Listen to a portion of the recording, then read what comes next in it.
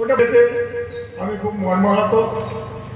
এরা ওদের আত্মা শান্তি হোক এই বলে আমি আজকে মোহনবাগান দিবসে মোহনবাগান জয়, মোহনবাগান জয়, মোহনবাগান জয় এই বলে আমি অনুরোধ করবো ওনাকে মঞ্চে বসিয়ে দেওয়ার জন্য। আমাদের অনুষ্ঠান আমরা প্রত্যেক মেরিনার্স যারা এসেছেন